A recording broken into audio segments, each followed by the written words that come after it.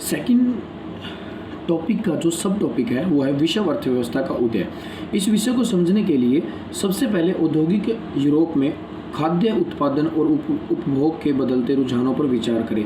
मतलब अगर हमें विश्व अर्थव्यवस्था का जो उदय है ना, पूरे विश्व की जो अर्थव्यवस्था एकजुट होकर बढ़ने लगी थी, वो उसका जो उदय हुआ था वो किस तरह से हुआ। अगर हमें इस टॉपिक को समझना है तो सबसे पहले क्या समझना होगा, पहले हमें उन बातों पर विचार करना होगा जो यूरोप में खाद्य उत्पादन और उपयोग के बदलते रुझानों से जुड़ी हुई है। सामान्य रूप से सभी देश भोजन के मामले में आत्मनिर्भर होने का प्रयास करते हैं, लेकिन 19वीं सदी के ब्रिटेन की बात अलग थी। अगर उस समय ब्रिटेन खाद्य आत्मनिर्भरता के रास्ते पर चलता तो वहाँ के लोगों का जीवन स्तर गिर जाता और सामाजिक तनाव फैलता। मतलब कहता है कि अगर वहाँ के जो देश हैं वो अगर अपनी खाने पीने की जो वस्तुएं हैं, मतलब जो फसलें हैं, अगर उनको ज़्यादा बढ़ावा देता और अपने देश को फसल के अंदर आत्मनिर्भर बनाता तो क्या होता, तो वहाँ के लोगों का कहता है कि जो जीवन स्तर था, जो लाइफ का जो लेवल था वो क्या हो जाता, वो डाउन हो जाता, वो स्तर गिर जाता और सामाजिक लोगों के बीच, समाज के बीच में तनाव फैल जाता। यही कहना जाता है। आइए देखें कि इस आशंका के पीछे कारण क्या है। अब देखो ये थोड़ी सी अजीब सी बात लग रही है ना आपको, कि अगर कोई देश खाद्य अपने कोई भी देश है और वो खाद्य में आत्मनिर्भर बन जाता है तो वहाँ का जीवन स्तर कैसे गिरेगा। तो ये देखते हैं हम कैसे गिरेगा। 18वीं सदी के आखिरी दशकों में ब्रिटेन की आबादी तेज़ी से बढ़ने लगी। मतलब जो 18वीं सदी थी उसके लास्ट पॉइंट में, जो लास्ट के जो डेकेड्स थे, दशक थे, वहाँ उस टाइम में ब्रिटेन की जनसंख्या क्या होने लगी, बढ़ने लगी। नतीजा देश में भोजन की मांग भी बढ़ी। अब देखो जनसंख्या बढ़ेगी, भाई भोजन की डिमांड भी होगी। अब हमारा देश देखो, एक तो 135 करोड़ की आबादी बताई जाती है और इस देश का जो है लोगों का, हमें देखो ये एक बड़ी दुर्भाग्यपूर्ण बात ही है कि पूरे भारत के जो सभी लोग हैं ना वो अच्छे से भरपेट खाना नहीं खा पाते, सभी को अच्छे से भोजन नहीं मिल रहा, तो मतलब खाद्य आपूर्ति जो है वो कम ही है। चलो हमारे टॉपिक में देखते हैं हम जो इसमें कहना चाहते हैं कि जो जनसंख्या बढ़ी तो भोजन की मांग भी बढ़ने लगी। जैसे जैसे शहर फैले और उद्योग बढ़ने लगे, कृषि उत्पादों की मांग भी बढ़ने लगी। अब देखो उद्योग बढ़ेंगे, शहर बढ़ते जाए, शहरों का जो आकार है वो बढ़ता जा रहा है क्योंकि जनसंख्या ज़्यादा हो गई है। तो उन सभी की वजह से कृषि उत्पाद की मांग भी बढ़ने लगी, कृषि उत्पाद महंगे होने लगे। अब देखो जिस चीज़ की डिमांड ज़्यादा होगी ना वो क्या होंगे, उनके रेट हाई होंगे। दूसरी तरफ बड़े भूस्वामियों के दबाव में सरकार ने मक्का के आयात पर पाबंदी लगा दी थी। अब देखो इसमें एक चीज़ जो बड़ी ही इम्पोर्टेंट आएगी वो देखना, जिन कानूनों के सहारे सरकार यह पाबंदी लागू की थी उसे कॉर्न लॉ कहते हैं। तो कॉर्न लॉ आपको थोड़ा सा याद रखना है, मैं इसको एक्सप्लेन भी करूँगा मेरे को। खाद्य पदार्थों की ऊंची कीमतों से परेशान उद्योगपति और शहर बाशिंदों ने सरकार को मजबूर कर दिया कि वह कॉर्न लॉ को फौरन समाप्त कर दे। अब देखो क्या हुआ, जो वहाँ के बड़े बड़े ज़मींदार थे, मतलब जो ब्रिटेन के अंदर जो बड़े बड़े ज़मींदार थे, उन्होंने देखा कि जनसंख्या बढ़ रही है, भोजन की डिमांड ज़्यादा हो रही है, तो उन्होंने क्या किया, उसके रेट बढ़वाने शुरू कर दिए। और क्या कहा, उन्हें कहा कि तुम्हें जो मक्का है ना, क्योंकि वहाँ पर जो मेन क्रॉप्स के रूप में मक्का वगैरह ज़्यादा यूज़ होता था, तो तुम्हें मक्का आयात नहीं करना। सरकार के ऊपर इन भूस्वामियों ने, ज़मींदारों ने क्या कर दिया, दबाव बनवा दिया, सरकार को मजबूर कर दिया कि वो जो मक्का बाहर से आता है उसके ऊपर क्या कर दे, पाबंदी लगा दे। अब इसके पीछे कारण क्या था, देखो बाहर से मक्का आएगा नहीं और ये बड़े ज़मींदार ही उसको उगाएंगे अपने देश में, तो इनके रेट क्या हो जाएंगे, बहुत हाई हो जाएंगे ना। मान लो हमारे देश में या हमारे शहर में कोई चीज़ की सप्लाई पहले कई जगहों से होती थी, लेकिन अब वो सप्लाई सभी जगहों से बंद करके एक जगह से होने लग जाए तो क्या होगा, और उसकी डिमांड भी ज़्यादा है तो उसके रेट बढ़ेंगे। जैसे छोटा सा एग्जांपल, कोविड-19 में जैसे ये जो बीड़ी वगैरह जो होती हैं, जो लोग सिगरेट बीड़ी वगैरह पीते हैं, तो इनके जो रेट थे वो काफ़ी हाई हो चुके थे, लेकिन लोगों ने, मैं ये बड़ी ध्यान से देखा है कि लोगों ने फिर भी इसे नहीं छोड़ा। जो चीज़ पहले 10 रुपये की आ रही थी वो 20 रुपीज़ की लिए लोगों ने, लेकिन उसे छोड़ा नहीं है, उसको नहीं छोड़ा। और देखो कितनी बुरी चीज़ है, बुरी लत है, नशे की है, लेकिन फिर भी लोगों ने इसको यूज़ करते रहे हैं। तो यही सिचुएशन होगी ना, क्योंकि उस टाइम इन चीज़ों की डिमांड जो थी ज़्यादा थी और जो सप्लाई थी वो कम थी, तो इस वजह से उनके रेट हाई हो गए। ऐसा ही यहाँ पर करवाना चाहते थे बड़े भूस्वामी कि जो बाहर से मक्का आयात हो रहा है उसको पाबंद कर दे। तो इसी जिन कानूनों का सहारा लेकर सरकार ने ये पाबंदी लगाई थी ना, उसी को क्या कहते हैं, कॉर्न लॉ कहते हैं। तो कॉर्न लॉ क्या कहते हैं, किसे कहते हैं, कॉर्न लॉ। जब ब्रिटेन के बड़े भूस्वामियों ने जब ब्रिटेन के बड़े भूस्वामियों के दबाव में सरकार ने मक्के के आयात पर पाबंदी लगा दी थी, जिन कानूनों के सहारे सरकार ने यह पाबंदी लागू की थी उसे कॉर्न लॉ कहते हैं। और इससे क्या हो गया, जो खाने पीने की चीज़ें थी वो उसकी कीमत बढ़ने लगी। अब उसकी कीमत बढ़ने लगी तो जो बड़े बड़े व्यापारी थे या शहर में रहने वाले जो बाशिंदे थे, मतलब अच्छे पैसे वाले लोग थे, वो भी क्या होंगे, वो भी भाई उनको भी तो चक्कर आएगा। अब देखो लॉकडाउन इतने महीने चला और सब चीज़ें बंद थी, तो बड़े बड़े जो उद्योगपति थे, बड़ी बड़ी जो इंडस्ट्रियल थे, वो भी हिल चुके थे, उनकी भी जड़ें हिल गई थी इस लॉकडाउन की वजह से। तो इनकी तो औकात ही क्या थी, ये भी हिल गए। और इन्होंने फिर एकजुट होकर सरकार को मजबूर कर दिया कि तुम इस कॉर्न लॉ को जल्दी से समाप्त करो। कॉर्न लॉ के निरस्त होने के बाद बहुत कम कीमत पर खाद्य पदार्थों का आयात किया जाने लगा। अब देखो कॉर्न लॉ खत्म हो गया, बाहर से सामान आना शुरू हो गया। अब आयातित खाद्य पदार्थों की लागत ब्रिटेन में पैदा होने वाले खाद्य पदार्थों से भी कम थी। अब एक दिक्कत और आ गई, जो बाहर से सामान आ रहा था ना, वो इतने सस्ते में आ रहा था कि जो ब्रिटेन खुद सामान तैयार कर रही थी उसकी कीमत ज़्यादा होने लगी। उसकी कीमत ज़्यादा थी लेकिन बाहर से जो सामान था वो सस्ता आ रहा था।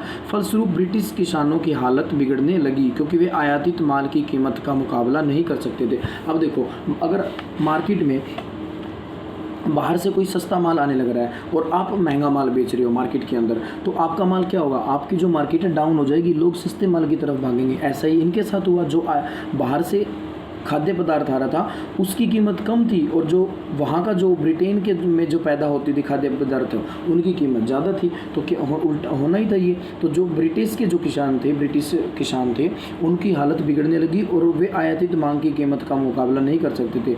विशाल भूभागों पर खेती बंद होगी, बड़े बड़े जो ज़मीन है ना वो खाली छोड़ दी लोगों ने, कहीं भी खेती छोड़ देंगे लेकिन ये घाटा नहीं सहेंगे। हज़ारों लोग बेरोजगार हो गए, भाई होने थे, जब खेती छोड़ दी तो इतने सारे काम धंधे भी तो इसी के ऊपर डिपेंड थे।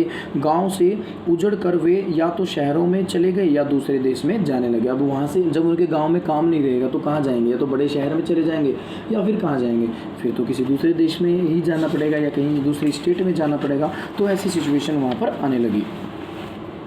अब उसके बाद फिर क्या हुआ, जब खाद्य पदार्थों की कीमतों में गिरावट आई तो ब्रिटेन में उपभोग का स्तर बढ़ गया। अब देखो खाने पीने की जो चीज़ें होंगी उनकी कीमत क्या हो जाएगी, डाउन हो जाएगी। तो उपभोग का मतलब है चीज़ों का यूटिलाइज, तो वो क्या होगा, ज़्यादा होगा ना। जब सस्ती चीज़ें मिलेंगी, मान लो बाज़ार में जो मावे की मिठाई है, जैसे मान लो काजू कतली है 50 रुपये किलो मिलने लग जाए तो क्या होगा, गजब हो जाएगा, पूरा हर कोई खाएगा भी। फिर तो मतलब उस चीज़ का जो उपभोग है वो बढ़ जाएगा। ऐसे यहाँ पर हुआ। 19वीं सदी के मध्य से ब्रिटेन की औद्योगिक प्रगति काफ़ी तेज रही थी, जिससे लोगों की आय में वृद्धि हुई। वहाँ पर औद्योगिक प्रगति जो थी वो काफ़ी तेज होने लग रही थी, जिससे लोगों के जो मतलब इनकम थी, जो उनकी आय का सोर्स था वो क्या होगा, बढ़ गया। इससे लोगों की ज़रूरतें बढ़ी। अब देखो जिसके पास जितना ज़्यादा पैसा आता जाएगा ना, वो उसकी ज़रूरतें भी बढ़ती जाएगी। ये खास बात है, जिसकी कमाई ज़्यादा होगी उसकी ज़रूरतें भी ज़्यादा होंगी। खाद्य पदार्थों का और भी ज़्यादा मात्रा में आयात होने लगा, मतलब बाहर से जो सामान था ना वो और भी ज़्यादा मंगाया जाने लगा।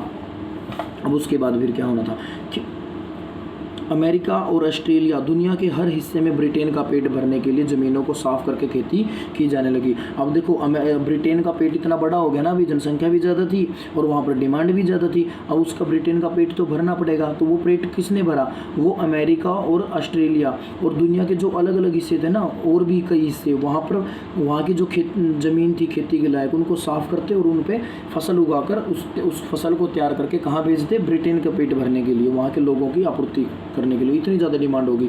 खेती के लिए ज़मीन को साफ़ कर देना ही काफ़ी नहीं था। अब ये नहीं कि सिर्फ ज़मीन से ही काम चल जाएगा। अब उस ज़मीन पर जो खेती की जा रही है उस ज़मीन को बंदरगाह तक भी तो जोड़ना है, क्योंकि एक देश से दूसरे देश में आने जाने के लिए कोई रोड तो था नहीं उस टाइम। अब समुद्री रास्ता ही ज़्यादा यूज़ किया जाता था। तो समुद्री रास्ते के लिए क्या करना है, तो उसके लिए तो मतलब एक तरह का वहाँ की व्यवस्था बनानी पड़ेगी। खेत से जो है माल वो जो है वो बंदरगाह तक पहुँचाने का रास्ता तो बनाना पड़ेगा। वही बात इसमें कह रहा है कि खेतीहर इलाकों को बंदरगाहों से जोड़ने के लिए रेलवे की भी ज़रूरत थी। मतलब अब इसके लिए क्या करेगा, अब बंदरगाह तक तो ये तो है नहीं कि छोटे मोटे गधे वगैरह पे ले जाएंगे, बंदरगाह तो बहुत दूर दूर होती थी, उसके लिए फिर रेलवे ट्रैक तैयार किए गए। ज़्यादा तादाद में माल ढुलाई के लिए नई गोदियाँ बनाना और पुरानी गोदियों को फैलाना ज़रूरी था। मतलब जो रेलवे ट्रैक होते बेटा, उनके अंदर जो डिब्बे वगैरह यूज़ किए जाते हैं उनको गोदियाँ बोला जाता है। तो उनका क्या करना था, नई नई गोदियाँ, ज़्यादा उस गोदियों की संख्या भी बढ़ाई जानी थी, और जो पुरानी गोदी थी उनको थोड़ा सा बड़ा, उनका साइज़ भी क्या करना था, बड़ा करना था। ये सब नई ज़मीन पर खेती करने के लिए आवश्यक था कि दूसरे इलाकों के लोग वहाँ आकर बसे। अब देखो, मान लो कोई खाली जगह पड़ी है, बिल्कुल खाली जगह, अब वहाँ पर खेती करनी है, तो वहाँ पर खेती करने के लिए क्या चाहिएंगे, मजदूर चाहिएंगे, लेबर की ज़रूरत पड़ेगी ना, लोगों की ज़रूरत पड़ेगी। तो क्या करेंगे फिर, कहीं से लोगों को बुलाया जाएगा और वहाँ पर बसाया जाएगा, उनको घर प्रोवाइड करवाएंगे, ज़मीन प्रोवाइड करवाएंगे और वहाँ पर अपना काम निकलवाएंगे। यानी नए घर बनाना और नई बस्तियाँ बनाना भी ज़रूरी था। इन सारे कामों के लिए पूंजी और श्रम की ज़रूरत थी, बहुत सारा पैसा चाहिए इन सब चीज़ों के लिए, और मजदूर भी बहुत ज़्यादा चाहिए। इसके लिए लंदन जैसे वित्तीय केंद्रों से पूंजी आने लगी। अब लंदन क्या था, लंदन एक तरह से वित्तीय केंद्र था। मतलब जो पैसे का ट्रांसफ़र होता था, पैसा जो आता था वो सारा लंदन से आता था, लेन देन लंदन से किया जाता था। तो वहाँ से फिर क्या हुआ, वहाँ से पैसा भेजा जाने लगा। अमेरिका और ऑस्ट्रेलिया जैसे जिन स्थानों पर मजदूरों की कमी थी, वहाँ लोगों को ले जाकर बसाया जाने लगा, यानी श्रम का प्रवाह होने लगा। अब देखो, श्रम का प्रवाह होने लग रहा है ना, किस तरह से एक जगह से लोग दूसरी जगह जाने लग रहे हैं, वहाँ पर लेकर जाते, उनको उनकी बस्तियाँ बसा देते, मतलब थोड़े बहुत जैसे भी हो सकता था उनको घर वर बना के दे देते थे। 19वीं सदी में यूरोप के लगभग 5 करोड़ लोग अमेरिका और ऑस्ट्रेलिया में जाकर बस गए। ये एक थोड़ा सा इंपॉर्टेंट पॉइंट है, आपसे पूछा जा सकता है कि 19वीं सदी में यूरोप के कितने लोग अमेरिका और ऑस्ट्रेलिया में जाकर बस गए। लगभग 5 करोड़। देखो, थोड़ी क्वांटिटी नहीं है ये लोगों की, इतने भारी मात्रा में लोग जो हैं वो अपने देश को छोड़कर, यूरोप को छोड़कर कहीं और चले गए।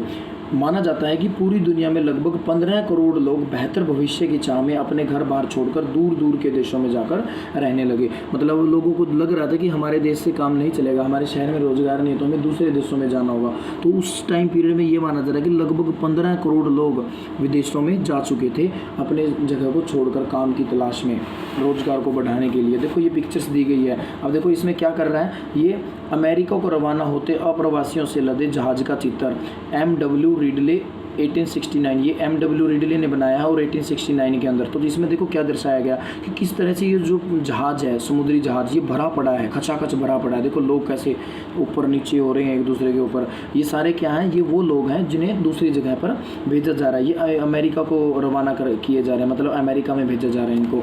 नीचे फिर एक और पिक्चर देखिए, अब ये दृश्य देखिए। ये सब क्या है, ये सब लोग इंतज़ार कर रहे हैं जहाज़ में चढ़ने के लिए कि कब जहाज़ रेडी होगा हमें ले जाने के लिए। ये भी सारे क्या है, आयरिश अप्रवासियों का चित्र है। जो आयरिश अप्रवासी थे, मतलब आयरिश से जो लोग जाने लग रहे थे, वो सब हैं। जो ये चित्र किसने बनाया है, माइकल फिट्ज़जेराल्ड 1874 के द्वारा ये चित्र बनाया गया है। नेक्स्ट इसी के अंदर अब रीडिंग करते हैं हम आगे, जो है पेंडिंग है वो। इसमें कहते हैं कि 1890 तक एक वैश्विक कृषि अर्थव्यवस्था सामने आ चुकी थी। अब देखो 1890 तक, देखो सारा जो डिपार्टमेंट है, ये जो ब्रिटेन वगैरह जो फोकस कर रहा है, यूरोपीय कंट्री जो फोकस कर रही हैं, क्या कर रही हैं, मेनली खेती बाड़ी पर फोकस कर रही हैं। तो कैसी अर्थव्यवस्था सामने आई, वैश्विक कृषि अर्थव्यवस्था सामने आ चुकी थी 1890 तक। इस घटनाक्रम के साथ साथ ही श्रम विस्थापन, रुझान, पूंजी प्रवाह और परिस्थिति और तकनीकी में गहरे बदलाव आ चुके थे। देखो इस कृषि के साथ साथ क्या हो रहा था, बहुत सारे मजदूरों का विस्थापन होने लगा था, उस विस्थापन का जो रुझान था वो बढ़ रहा था, पूंजी प्रवाह हो रही थी, पैसा भी तो बहुत ज़्यादा खर्च किया जा रहा था, परिस्थितिकी और तकनीक में गहरे बदलाव, मतलब जो वहाँ के सिचुएशन थी उसमें काफ़ी चेंजेस आने लग रहे थे बहुत जल्दी, और तकनीक के अंदर भी तो चेंजेस आ रहे थे। अब भोजन किसी आसपास के गांव या कस्बे से नहीं बल्कि हज़ारों मील दूर से आने लगा। मतलब देखो क्या कहता है कि पहले तो भोजन जो था वो क्या होता था, आसपास के गांव या शहर से भेजा जाता था, लेकिन अब दूर दूर से, हज़ारों मील से, समुद्री रास्ते से जो था वो भोजन आता था। कैसे आता था, अब अपने खेतों पर खुद काम करने वाले किसान ही खाद्य पदार्थ पैदा नहीं कर रहे थे। मतलब जो ब्रिटेन वगैरह के एरिया के जो किसान थे, जो पहले इतनी सारी फसल उगाते थे, अब वो खुद अपने खेतों पर फसल नहीं उगा रहे। वो क्या कर रहे हैं, वो दूसरी जगह से फसल आ रही है उनके लिए खाना। मतलब मैं ये नहीं कहता कि पराठे बन के आ रहे हैं, लेकिन फसलें जो हैं वो तैयार होकर दूसरी जगह से तैयार होकर इनके यहाँ पहुँच रही थी।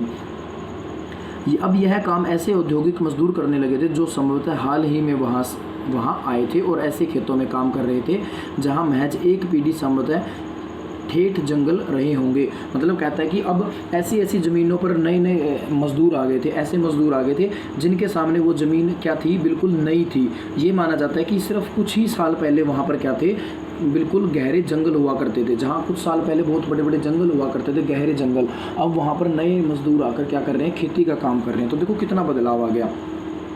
खाद्य पदार्थों को एक जगह से दूसरी जगह पहुँचाने के लिए रेलवे का इस्तेमाल किया जाता था। रेल का नेटवर्क इसी काम के लिए बिछाया गया। पानी के जहाज़ से इसे दूसरे देश में पहुंचाया जाता था। अब देखो मतलब खेतों वगैरह से माल कहाँ जाता था, बंदरगाह, बंदरगाह तक पहुंचाने का काम कौन करते थे, रेल वगैरह करती थी। फिर रेल बंदरगाह पर पहुंचने के बाद वो जो माल है दूसरे देशों में कैसे सप्लाई होता था, जो जहाज़ होते थे, शिप होती थी, उनके द्वारा। इन जहाज़ों पर दक्षिण यूरोप, एशिया, अफ्रीका और कैरिबियाई द्वीप समूह के मज़दूरों से बहुत कम वेतन पर काम करवाया जाता था। ये जो जहाज़ वगैरह थे, यहाँ पे अब मज़दूरों की तो ज़रूरत पड़ेगी, सामान चढ़ाना है, उतारना है और सामान का रख रखाव भी तो करना है भाई, इतनी दूर जाएंगे तो उसकी देखभाल भी करनी है। इन सब में बहुत सारे मज़दूरों की ज़रूरत होती थी। तो वो सस्ते मज़दूरों के रूप में किसको लेकर आते थे, दक्षिण यूरोप, एशिया या अफ्रीका या कैरिबियाई जो द्वीप समूह, यहाँ से सस्ते मज़दूर उठाए जाते थे। नेक्स्ट, बहुत छोटे पैमाने पर ही सही, लेकिन इसी तरह के नाटकीय बदलाव हम अपने यहाँ पंजाब में भी देख सकते हैं। मतलब ऐसा कहता है कि जो ये पंजाब का एरिया है ना, इसमें भी ऐसा कुछ देखा जाता है। यहाँ ब्रिटिश भारतीय सरकार ने अर्ध रेगिस्तानी प्रति ज़मीन के उपजाऊ बनाने के लिए नहरों का जाल बिछाया।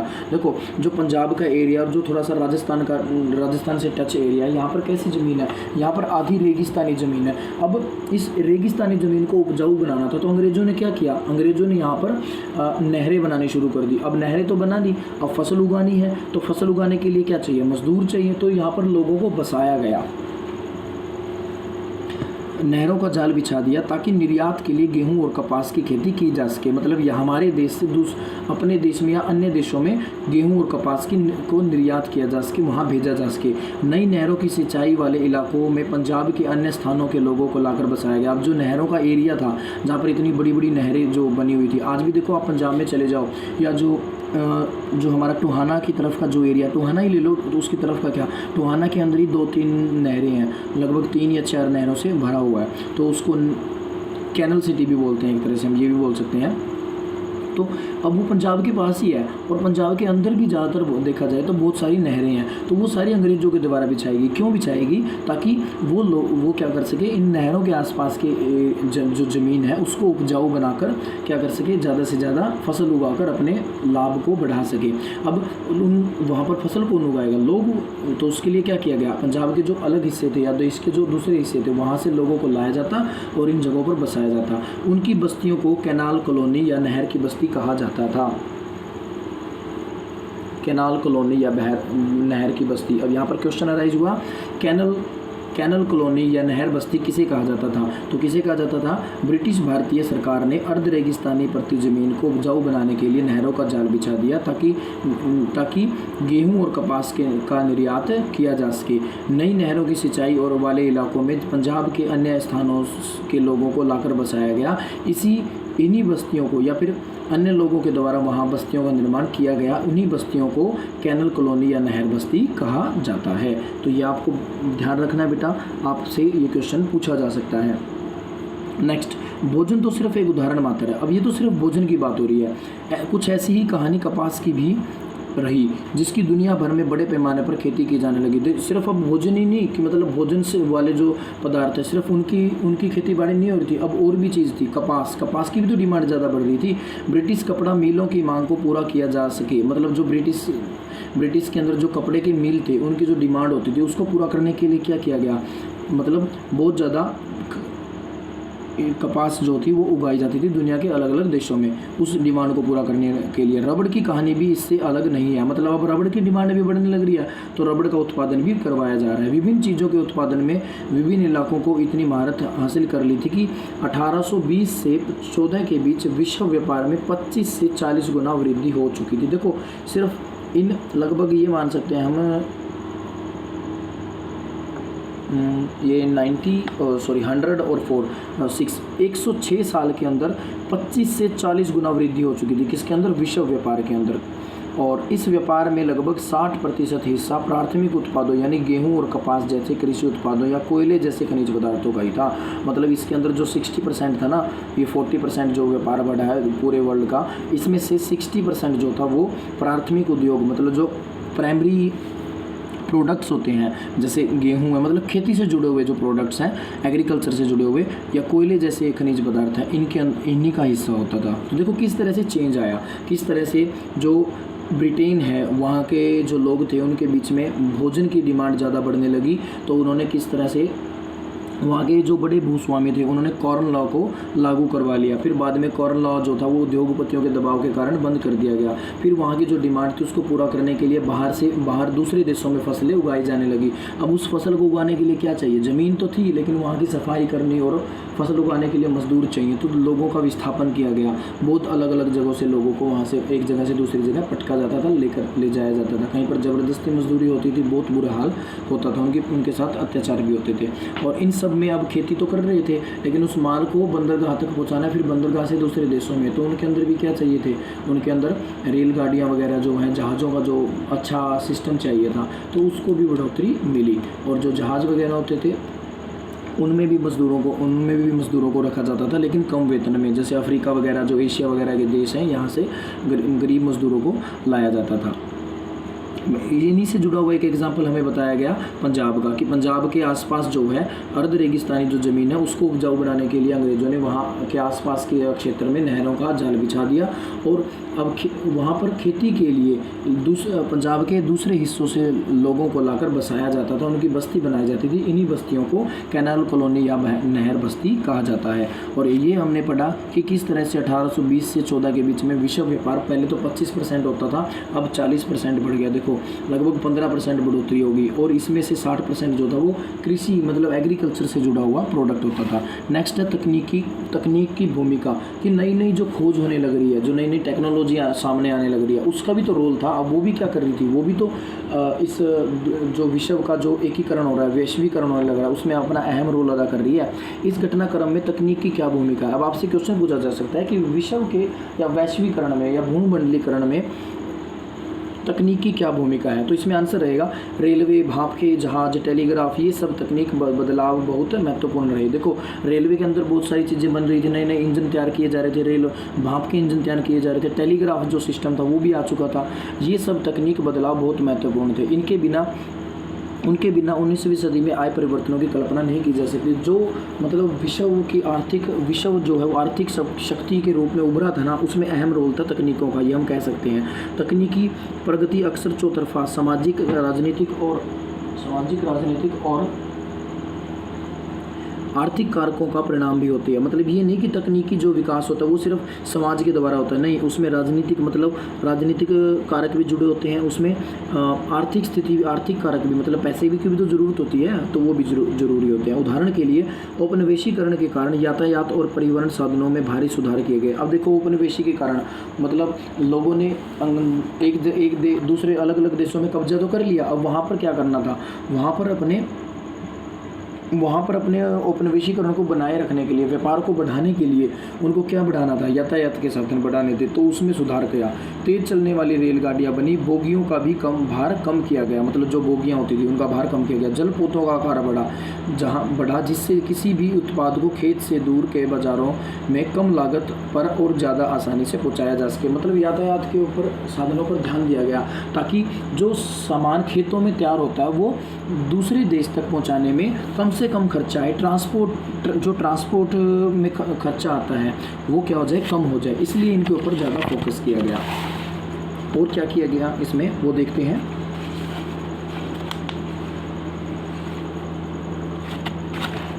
इसके अंदर और जो था वो ये है कि मांस के उत्पादन में, ये बड़ा ही इंपॉर्टेंट है, कई बार आ भी जाता है एग्जाम के अंदर। मांस के उत्पादों के व्यापार से इस प्रक्रिया का अच्छा अंदाज़ा मिलता है कि जो मीट का उत्पादन होता था, मीट का प्रोडक्शन होता था, उसके अंदर अगर देखा जाए तो उससे हम बड़े अच्छे से समझ सकते हैं कि किस तरह से व्यापार बढ़ा है। 1870 के दशक तक अमेरिका से यूरोप को मांस का निर्यात नहीं किया जाता था। मतलब अमेरिका से अब देखो यूरोप में मांस भेजना, भाई मीट तो सड़ जाएगा, ख़राब हो जाएगा, कीड़े पड़ जाएंगे उसके अंदर, तो ये तो पॉसिबल नहीं था, 1870 तक के दशक तक कह रहे हैं। लेकिन इसके बाद क्या हुआ उस समय, अब क्या होता था फिर क्या करते, कैसे मांस पहुंचाया जाता था, यहाँ से सिर्फ जिंदा जानवर भेजे जाते थे जिन्हें यूरोप ले जाकर काटा जाता था। लेकिन जिंदा जानवर, अब देखो, अब जिंदा जानवर लेके जाएंगे वो क्या कितनी तो जगह लेंगे, जहाज के अंदर बहुत सारा स्पेस कवर करेंगे। दूसरा, अगर बीच में वो बीमार हो गए, उनको अच्छे से खाना वाना नहीं दिया गया, तो उनका वजन भी तो क्या हो गया, वजन भी कम हो गया। तो इस व्यापारियों को तो घाटा होगा ना इसके अंदर।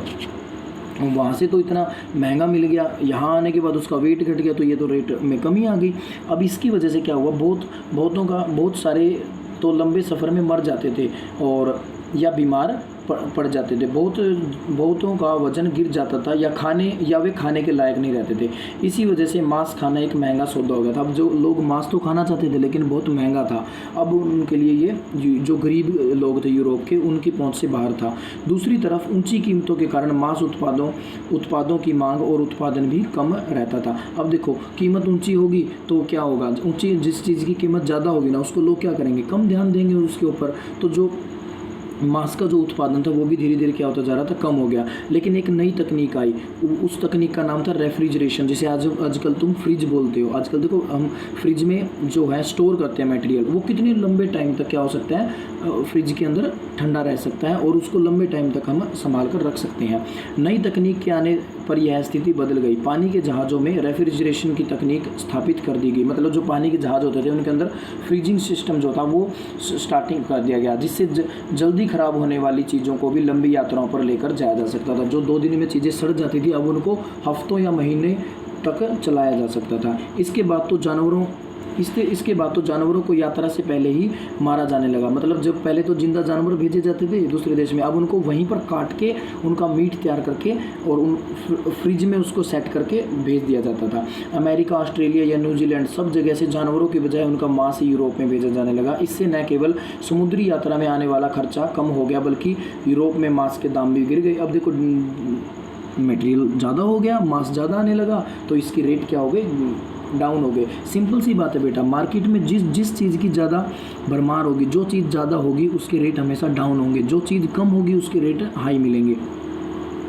तो वही चीज़ इसके साथ हो रही थी। यूरोप के गरीबों को ज़्यादा विविधतापूर्वक खुराक मिलने लगी। जो मतलब गरीब पहले इसको खरीद नहीं सकते थे, अब वो इसको खरीदने लगे और अच्छी खुराक होगी उनकी। अब बहुत सारे लोगों के भोजन में मांसाहार और मक्खन व अंडे भी शामिल हो गया। जीवन स्थिति सुधरी तो देश में शांति स्थापन होने लगे। अब सीधी सी बात है भाई, अगर लोगों को खाना अच्छे से नहीं मिलेगा तो वो क्या करेंगे, एक दूसरे से भिड़ेंगे, चोरी करेंगे, डकैती डालेंगे अपने पेट भरने के लिए। और अगर उनको खाना अच्छे से मिलता रहेगा तो ये जो झगड़े वगैरह हैं, जो देश के अंदर आंतरिक अशांति होती है, जो झगड़े होते हैं देश के अंदरूनी झगड़े, वो क्या हो सकते हैं, कम हो सकते हैं।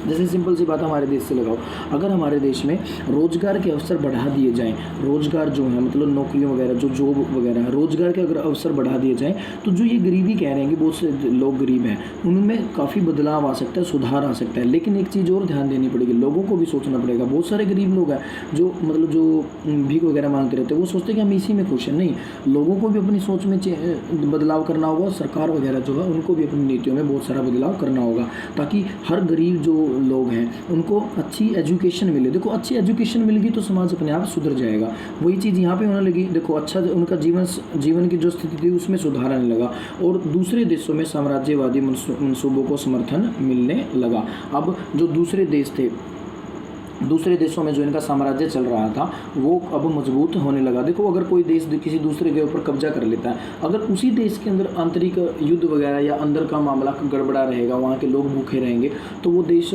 दूसरे देश के ऊपर ज़्यादा लंबे टाइम तक कब्जा नहीं कर पाएगा। इसलिए ये स्थिति जो है ये उनके लिए काफ़ी लाभदायक रही। नेक्स्ट जो इसका पार्ट है वो है 19वीं शताब्दी के आखिरी दशकों में व्यापार बढ़ा और बाजार तेज़ी से फैलने लगे। मतलब 19वीं सदी में अब क्या होगा, व्यापार बढ़ने लगा तो बाजार भी तेज़ी से फैलेंगे। यह केवल फैलता व्यापार और संपन्नता का दौर नहीं था। हमें इस प्रक्रिया के स्याह पक्ष को भी नज़रअंदाज नहीं करना चाहिए। व्यापार में इजाफे और विश्व अर्थव्यवस्था के साथ निकटता का एक परिणाम यह हुआ कि दुनिया के बहुत सारे भागों में स्वतंत्रता और आजीविका के साधन छीनने लगे। अब देखो, ये दुनिया इस व्यापार की वजह से जो व्यापार बढ़ रहा और बाजार फैलने लग रहे हैं, ये तो ठीक था, लेकिन इससे एक नुकसान होने लग रहा था। जो बहुत सारे देश क्या कर रहे थे, अलग अलग देशों को अपने कब्जे में लेने रहे थे। मतलब जो लोगों की जो अलग अलग देशों की जो स्वतंत्रता थी, जो आज़ादी थी, वो छीनने लगी थी। जो देश शक्तिशाली था वो कमज़ोर देश पर क्या करने लगा, कब्जा करने लगा। उनकी जो आजीविका के साधन थे वो खुद यूटिलाइज करने लगा। 19वीं सदी के आखिरी दशकों में यूरोपियों की विजयों से बहुत सारे कष्टदायक आर्थिक, सामाजिक और पारिस्थितिक परिवर्तन आए। औपनिवेशिक समाजों को विश्व अर्थव्यवस्था में समाहित कर लिया गया। अब जो ये विश्व अर्थव्यवस्था थी ना, इसी के अंदर किसको, उन समाज को जो औपनिवेशिक थे, मतलब जो गुलाम थे, वो इसी के अंदर समा गए। अलग अलग जगहों पर यूरोपीय जो देश थे वो क्या करने लगे, अलग अलग जगहों पर विजय प्राप्त करने लगे, और वहाँ की जो आर्थिक और सामाजिक परिस्थितियाँ थी वहाँ उनमें बहुत सारे कष्टदायक परिवर्तन लाकर खड़े कर दिए। नेक्स्ट है, जरा मानचित्र को देखिए। अब देखो ये एक मैप है, इसको आप देखिए। ये मैप क्या दिख रहा है आपको, इस मैप में आपको ज़्यादातर जो चीज़ें दिखेंगी, मैं थोड़ा सा इसको सेट कर दूँ, यस। आप देखो इसमें देखो जो लाइनें दिख रही हैं आपको, ऐसे हमारा मैप जो मिलेगा ना इंडिया का, उसमें ऐसे ऐसे ऐसे ऐसे थोड़ी कर्व्ड लाइन मिलेगी, मतलब आड़ी टेढ़ी लाइनें मिलेंगी। लेकिन इसमें ज़्यादातर देखो लाइन क्या है, बिल्कुल सीधी सीधी लाइन दिख रही है। भले छोटी दिख रही है कोई बात नहीं, लेकिन ज़्यादातर लाइनें क्या दिख रही हैं, सीधी दिख रही है। तो ये कि इसको हम क्या कह सकते हैं कि मतलब जो स्केल होता है उसके द्वारा ये लाइनें खींची गई है। और ये जो है ये अफ्रीका का जो है वो अफ्रीका का मानचित्र है। अब देखते हैं इसमें क्या कहा गया है। इसमें कहता है कि यह जरा अफ्रीका के मानचित्र को देखिए, आप पाओगे कि वहाँ के कुछ देशों की सीमाएं तो बिल्कुल सीधी लकीर जैसी है। देखो बिल्कुल सीधी लाइन है, यहाँ देखिए, यहाँ देखिए, ये भी सीधी लाइन है, ये भी सीधी लाइन है, ये भी सीधी लाइन है, ये भी सीधी लाइन। तो ऐसा लग रहा है कि जैसे ये किसी फुटे, मतलब जो हमारा फुटा होता है, जो स्केल होता है, ठीक है, उसके साथ लाइन लगाई गई है। हुआ भी ऐसा ही था, दुर्भाग्यवश यही हुआ था। अफ्रीका पर कब्जे की कोशिश में लगी। अब देखो जो अफ्रीका में था ना, उस पर अलग अलग देश अपना कब्जा करना चाहते थे। कोई फ्रेंच था, कोई ये पुर्तगाली थे, कहीं पर स्पेनिश आए हुए थे, कहीं पर डच आए हुए थे, कहीं पर ये जो ब्रिटिश थे वो थे। तो मतलब अलग अलग लोग यहाँ पर कब्जा जमाना चाहते थे। अब उन्होंने क्या किया, अफ्रीका पर कब्जे की कोशिश में लगी हुई थी, मतलब अफ्रीका पर कब्जे की कोशिश में लगी प्रतिद्वंद्वी यूरोपीय ताकतों ने अपने अपने इलाके बांटने के लिए प्राय इसी तरीके का सहारा लिया। अब सभी ने यहाँ पर कब्जे कर रखे थे, फिर उनके बीच में झगड़े ना हो इसलिए उन्होंने क्या कहा कि भाई चलो हम अपने अपने एरिए डिवाइड कर लेते हैं, बांट लेते हैं। और 1885 में यूरोप के ताकतवर देशों की बर्लिन में एक बैठक हुई। मतलब जो यूरोप के बड़े बड़े ताकतवर देश थे ना, जिन्होंने अफ्रीका पर कब्जा कर रखा था, तो 1885 के अंदर कहाँ बैठक हुई, बर्लिन के अंदर एक बैठक हुई। ये थोड़ा सा इंपॉर्टेंट है, ध्यान रखना। और जिसमें अफ्रीका का नक्शा वहाँ पर रखा गया कि भाई लो ये नक्शा है, अब इसको बांट लो। अब उसको कैसे बांटा गया, उस पर सभी ने अपने अपने तरीके से लकीरें खींच ली और उसको आपस में बांट लिया। तो इसी वजह से इसको कहा गया। तो आपसे यहाँ पर क्वेश्चन ये पूछा जा सकता है कि अफ्रीका के मानचित्र को देखने से हमें क्या पता चलता है। अफ्रीका के मानचित्र को देखने से हमें ये पता चलता है कि ऐसा लगता है कि इसके जो अलग अलग हिस्से हैं उनको फुटेज से बनाया गया है या किसी स्केल के द्वारा सीधी लाइन खींचकर बनाया गया है इनकी सीमाओं को। लेकिन ऐसा ही हुआ था, क्योंकि 1885 में जो यहाँ पर बड़े बड़े देश थे यूरोप के, वो उनकी बैठक में ये निर्धारित किया गया कि सभी जो सभी यूरोपीय देश हैं वो अपने अपने पार्ट को स्केल के द्वारा, सीधी लाइन के द्वारा खींचकर आपस में बांट सकते हैं। तो ये बंटवारा हुआ था। 19वीं सदी के आखिरी में ब्रिटेन और फ्रांस ने अपने शासन वाले विदेशी क्षेत्रफल में भारी वृद्धि की। देखो ये कलर दिए गए हैं। अब यहाँ पर येलो कलर देखो आप ज़्यादा एरिया में मिलेगा, तो येलो कलर किसके लिए है, ब्रिटिश के लिए है। और जो ये पर्पल दिख रहा है ये फ्रेंच के लिए। तो देखो आप पर्पल कलर भी आपको यहाँ ज़्यादा देखने को मिलेगा, ठीक है। तो इस तरह से हमें पता चल रहा है कि जो ब्रिटेन है और जो फ्रांस है उसकी शक्ति बढ़ने लग रही है, उसका एरिया जो है वो इंक्रीज होने लग रहा है। बेल्जियम और जर्मनी नई औपनिवेशिक ताकतों के रूप में सामने आने लगे। मतलब जो बेल्जियम था और जो जर्मनी था, अब वो भी औपनिवेशिक ताकत के रूप में सामने आने लग रहा था, वो भी अपनी जगहों में कब्जा कर रहा था। पहले स्पेन के कब्जे में रह चुके कुछ उपनिवेश पर कब्जा करके 1890 के दशक के आखिरी वर्षों में संयुक्त राज्य अमेरिका भी औपनिवेशिक ताकत बन गया। अब देखो पहले तो ये स्पेन के कब्जे में थे अमेरिका वाले, लेकिन अब इसने भी क्या कर लिया, अलग अलग जगहों पर कब्जा करना शुरू कर दिया था अमेरिका ने। इसने भी अपने बहुत सारे औपनिवेशिक ताकत बना ली थी।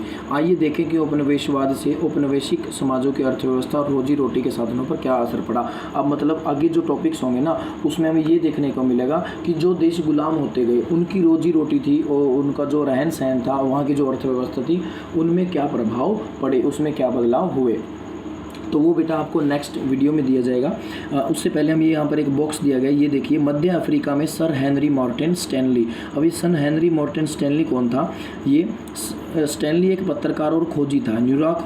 न्यूयॉर्क हेरल्ड ने उन्हें कई साल पहले अफ्रीका गए लिविंगस्टन नामक मिशनरी कौन होते थे? जो ईसाई धर्म का प्रचार करते थे, उनको मिशनरी कहा जाता था। तो ये मिशनरी जो था न्यूयॉर्क हेरल्ड ने, मतलब लिविंगस्टन नामक एक मिशनरी था, उसकी खोज के लिए किसको भेजा था? स्टैनली को भेजा था, क्योंकि एक खोजी था और पत्रकार भी था।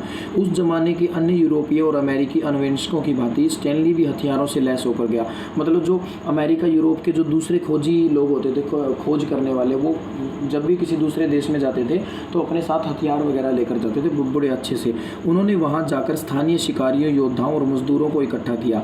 उसने क्या किया? उसने वहाँ जाकर जो वहाँ के लोकल पीपल थे उनको इकट्ठा करना शुरू कर दिया। जो योद्धा थे, ताकतवर लोग थे, उनको इकट्ठा कर लिया और मजदूरों को भी इकट्ठा किया। स्थानीय कबीलों के साथ लड़ाइयाँ लड़ी और वहाँ के जो स्थानीय कबीले थे उनके साथ लड़ाइयाँ लड़ने लग गए। अफ्रीका भूदृश्य की पड़ताल की और विभिन्न इलाकों के नक्शे बनाए। फिर उसने क्या की?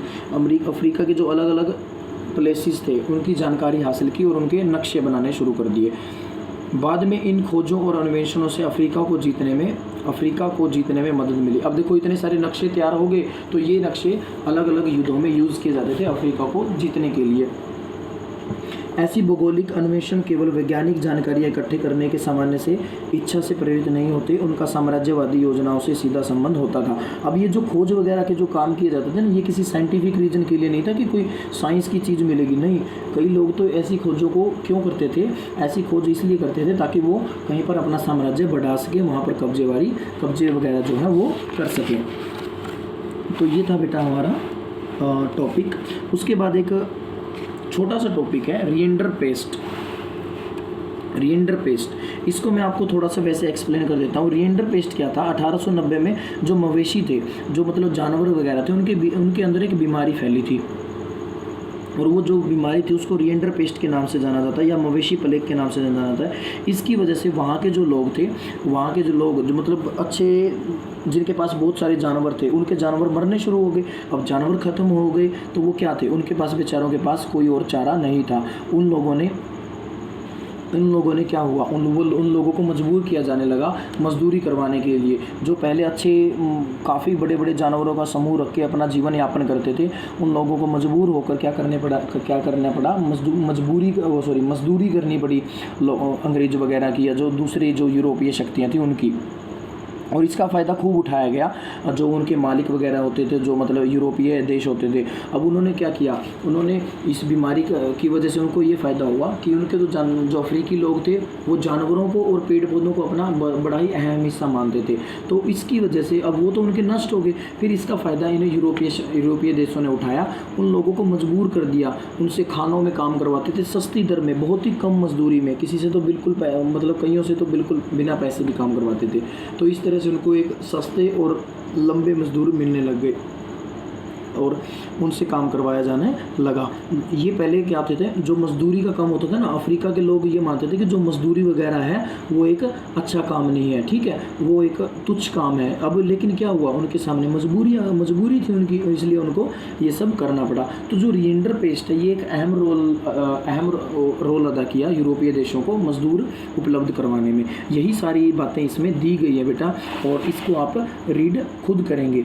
और इसमें आगे एक टॉपिक छोटा सा तो नहीं है, थोड़ा लेंथी है, तो वो तो मैं बाद में ही करवाऊंगा। तो आपको जो अब इसमें करना है वो 2.4 जो टॉपिक है रिएंडर पेस्ट, यहाँ तक इस टॉपिक की रीडिंग करनी है। और इस टॉपिक की रीडिंग कहाँ तक है? इस टॉपिक की जो रीडिंग है वो यहाँ तक रहेगी, ठीक है। तो ये रीडिंग आप खुद करोगे बेटा, मैं इसकी बाद में भी सिर्फ एक बार और एक्सप्लेनेशन दे दूंगा अगर किसी बच्चे को कोई प्रॉब्लम आती है तो, वरना फिर चाहे ना भी आती हो तो भी मैं अगली बार इसकी सिर्फ एक्सप्लेनेशन एक बार फिर दे दूंगा ताकि आपको अच्छे से समझ में आ जाए। आप इसको पढ़ोगे ना, बड़ा अच्छे से समझ में आएगा, ऐसी कोई दिक्कत नहीं है। पीछे वाले जो टॉपिक्स हैं उनको अच्छे से ध्यान से पहले वीडियो देखो, फिर आप उनको पढ़ोगे तो आपको सारी चीज़ें अच्छे से समझ में आ जाएगी। और ये एक बात मैं फिर से रिपीट कर रहा हूँ बेटा, जितना चैप्टर को समझोगे, जितना चैप्टर को पढ़ोगे, अपने माइंड में चैप्टर को सेट करोगे, उतने ज़्यादा तुम्हारे चाहे फिर नोट्स हो चाहे कहीं से भी क्वेश्चन पूछे जाएँ वो सारे अपने आप सॉर्ट आउट होते जाएंगे, सोल्व होते जाएंगे। Thank you, have a good day.